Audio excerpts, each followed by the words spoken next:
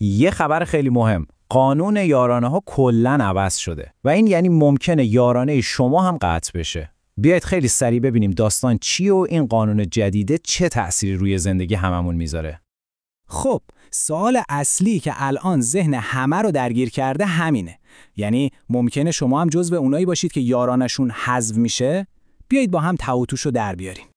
اولین و مهمترین نکته اینه که اون روش‌های قدیمی برای شناسایی دهکای بالا دیگه کلاً کنار گذاشته شده. یعنی دیگه مثل قبل به اینکه چقدر درآمد دارید یا چه دارایی‌هایی دارید کاری ندارن. تفاوت اصلی دقیقاً همینجاست. یادتونه قبلا نگاه می‌کردن ببینن خونه دارید، ماشین دارید، درآمدتون چقدره؟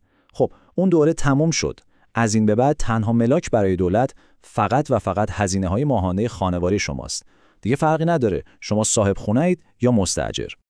حالا سوال اینه که این سیستم جدید اصلا چطوری کار میکنه و بر چه اساسی تصمیم گیری میشه؟ همه چیز حول یک عدد کلیدی میچرخه. 10 میلیون تومان. این عدد رو خیلی خوب یادتون باشه.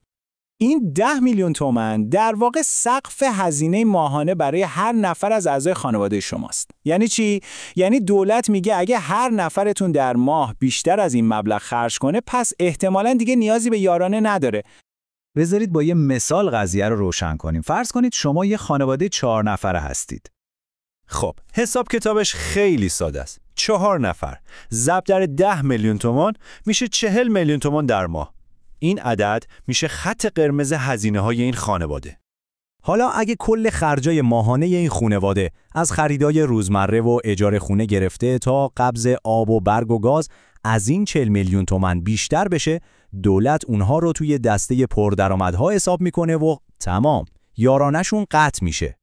خب تا اینجای کار همه چیز ساده به نظر میاد. اما سوال اصلی اینه، آیا این روش واقعاً عادلانه است؟ آیا واقعاً به نفع مردمه؟ بریم یه نگاهی به انتقادها بندازیم. خیلیا، هم کارشناسا و هم خود مردم میگم نه. چرا؟ چون این روش یه ایراد اساسی داره. خرج بالا همیشه مساوی با پولدار بودن نیست. فرض کنید یه خانواده‌ای بخش اصلی درآمدش رو فقط پای اجاره خونه میده یا خدایی نکرده هزینه‌های سنگین درمان داره.